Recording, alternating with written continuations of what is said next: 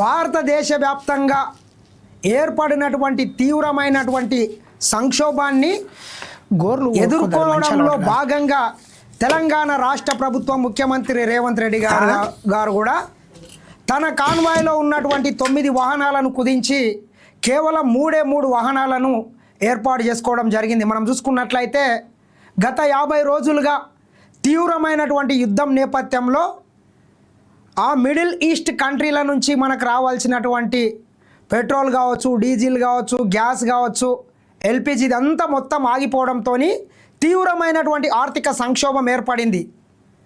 దీనిని అధిగమించడంలో భాగంగా పొదుపు సూత్రాలను ఈ రాష్ట్ర ప్రభుత్వం కూడా పాటించాలని చెప్పి ముఖ్యమంత్రి రేవంత్ రెడ్డి మంత్రులకు, అధికారులకు కూడా ఆదేశాలు ఇవ్వడంతో పాటు స్వయంగా తానే తన కాన్వాయ్ని తగ్గించుకొని ప్రజలకు కూడా వీలైనంత వరకు ఖర్చుల్ని తగ్గించుకోవాలి. పెట్రోలు, డీజిలు వీటన్నిటిని, విద్యుత్ కానీ వీటన్నిటిని ఆదా చేయాలని చెప్పి ఈ రాష్ట్ర ప్రభుత్వం భావిస్తున్నది. ముఖ్యంగా మిత్రులారా, మనం గమనించినట్లయితే 5 రాష్ట్రాల ఎన్నికల తర్వాత నరేంద్ర మోడీ గారు ఏ రకంగా అయితే కమర్షియల్ సిలిండర్ గ్యాస్ మీద ట్యాక్సులు విధించిండో అదేవిధంగా 2-3 రోజుల్లోనే ఇవన్నీ సాకు చూపించి పెద్ద ఎత్తున పెట్రోల్, డీజిల్ మీద కూడా ధరలు పెంచడానికి సిద్ధమైనట్లు మనకు స్పష్టంగా కనబడుతున్నది. ఎందుకంటే తీవ్రమైనటువంటి ఆర్థిక సంక్షోభంలో ఈ దేశం కావచ్చు, ప్రపంచ దేశాలు ఈ యుద్ధం కారణంగా అనుభవిస్తున్నాయి. కాబట్టి వీటన్నిటినీ ఎదుర్కోవడానికి కొంత పొదుపు కూడా పాటించాలని చెప్పి చెప్పడం జరుగుతుంది. చూద్దాం, వివిధ దినపత్రికల్లో వచ్చినటువంటి ప్రధానమైనటువంటి వార్తలు మనం ఒకసారి గమనించినట్లయితే, ఖర్చులు తగ్గించుకుందాం, పొదుపు చర్యలపై రాష్ట్ర సర్కార్ ఫోకస్, ప్రధానంగా పెట్రోల్, డీజిల్, కరెంటు ఆదాకు చర్యలు, తక్షణం దశల వారీగా చేపట్టాల్సిన కార్యాచరణపై ఆర్థిక నిపుణుల సలహాలు, ఈ నెల 21న జరగనున్న కేబినెట్ మీటింగ్లో చర్చ, ఇప్పటికే కాన్వాయ్లో 3 కార్లను తగ్గించుకున్న సీఎం రేవంత్, జూబ్లీహిల్స్ నివాసం నుంచి ఎంసీహెచ్ఆర్డీకి 3 వాహనాల్లో ప్రయాణం, మంత్రుల కాన్వాయ్ల్లోనూ వాహనాలు తగ్గించాలని ప్లాన్, ఇంధన పొదుపు కోసం పబ్లిక్ ముందుకు రావాలని గవర్నర్ శివప్రతాప్ శుక్లా పిలుపు, మోదీ సప్త సూత్రాలు రిలీజ్ చేసిన బీజేపీ రాష్ట్ర అధ్యక్షుడు రామచందర్ రావు. మనం చూసుకున్నట్లయితే చేవెళ్ళ ఎంపీ కొండ విశ్వేశ్వర రెడ్డి కూడా నిన్న చూడొచ్చు మెట్రో రైల్లో ప్రయాణం చేస్తున్నాడు. అమెరికా ఇరాన్ యుద్ధం కారణంగా అంతర్జాతీయంగా తలెత్తుతున్న పరిణామాలను దృష్టిలో ఉంచుకొని ప్రధాని మోదీ ఇటీవల ప్రకటించిన పొదుపు చర్యలపై రాష్ట్ర ప్రభుత్వం ఫోకస్ పెట్టింది. ప్రభుత్వ పరంగా వృధా ఖర్చులను తగ్గిస్తూ ప్రజా ధనాన్ని అత్యంత పొదుపుగా వాడుకోవాలని సీఎం రేవంత్ రెడ్డి నిర్ణయించారు. ఇందుకోసం ఆర్బీఐ మాజీ గవర్నర్ రఘురామ్ రాజన్, ప్రముఖ ఆర్థిక నిపుణుడు సుబ్రహ్మణ్యం వంటి మేధావుల సలహాలు తీసుకోవాలని భావిస్తున్నారు. ఇందులో భాగంగా తక్షణమే అమలు చేయాల్సిన చర్యలతో పాటు దశల వారీగా చేపట్టాల్సిన కార్యక్రమాలపై దృష్టి సారించారు. ఈ కార్యాచరణ అమలు కోసం ఉన్నత అధికారులతో ఓ టీం ఏర్పాటు చేయబోతున్నారు. ఈ బృందం ఇతర రాష్ట్రాల్లో తీసుకుంటున్న పొదుపు చర్యలను కూడా పరిశీలిస్తూ ప్రభుత్వానికి సలహాలు, సూచనలు ఇవ్వనుంది. ఈ కార్యక్రమంలో సీఎం రేవంత్ రెడ్డి ఇప్పటికే తన అధికారిక కాన్వాయ్లోని వాహనాల సంఖ్యను గణనీయంగా తగ్గించుకున్నారు. తాజాగా జూబ్లీహిల్స్ నివాసం నుంచి ఎంసీహెచ్ఆర్డీకి కేవలం 3 వాహనాలతో కూడిన కాన్వాయ్లోనే ప్రయాణించారు. ఇదే తరహాలో మంత్రుల కాన్వాయ్లను కూడా కుదించేందుకు ప్రతిపాదనలు సిద్ధం చేస్తున్నారు. అధికారులు కూడా వాహనాలు తగ్గించుకోవడంతో పాటు ప్రైవేట్, కార్పొరేట్ కంపెనీల్లోనూ పొదుపు చర్యలు అమలు చేసేలా కార్యాచరణ రెడీ అవుతుంది. మనం తీసుకున్నట్లయితే ప్రభుత్వ ఉద్యోగులు కూడా మనం చూసుకున్నట్లయితే చాలా బాధ్యతాయుతంగా విధులు నిర్వహించాల్సినటువంటి అవసరం ఉంటుంది. ఎందుకంటే మనం చాలా గవర్నమెంట్ ఆఫీసులు చూసుకున్నట్లయితే ఫ్యాన్లు, ట్యూబ్లైట్లు మొత్తం వెలుగుతుంటాయి, అక్కడ ఎవరు దిక్కుండడు, అవసరానికి మించి వాడుతుంటారు.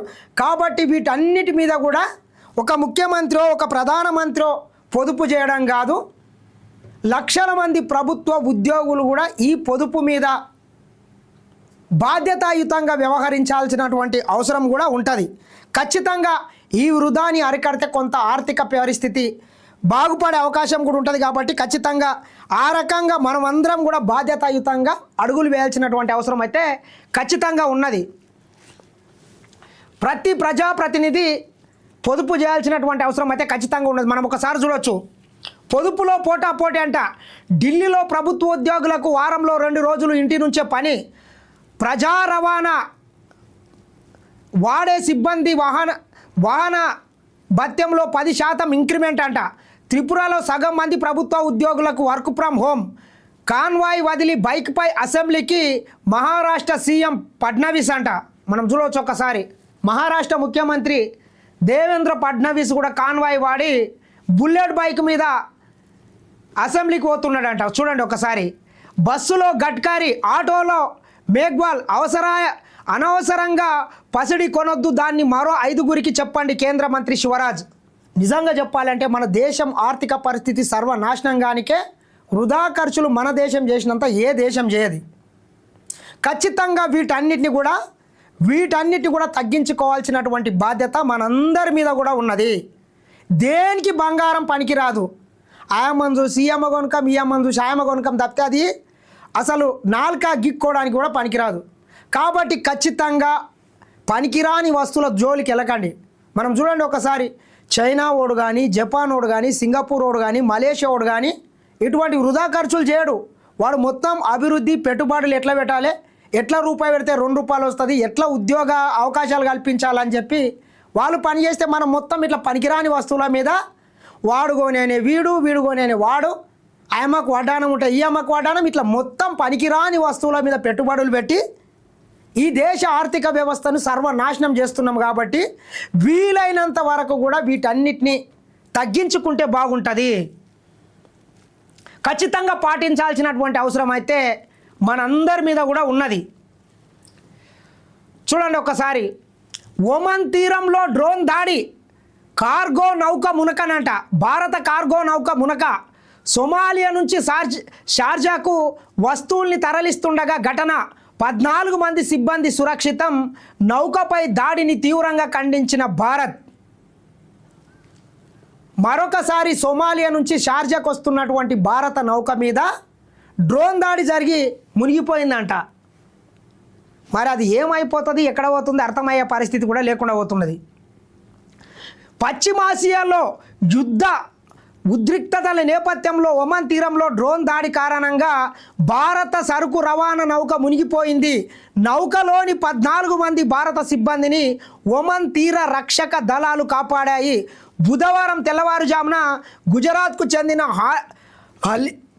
హాజియాలి అనే నౌక సొమాలియా నుంచి షార్జాకు వస్తువులను తరలిస్తుండగా డ్రోన్ లేదా క్షిపణిగా అనుమానిస్తున్న పేలుడు వస్తువు ఢీకొట్టింది. దీంతో మంటలు చెలరేగి నౌక అదుపు తప్పి సముద్రంలో మునిగిపోయింది. ఈ క్రమంలోనే లైఫ్ బోట్ల సాయంతో నౌకలోని సిబ్బంది సముద్రంలో దిగాగా వారిని ఒమన్ కోస్ట్ గార్డ్ దళాలు రక్షించి తీరానికి తరలించాయి.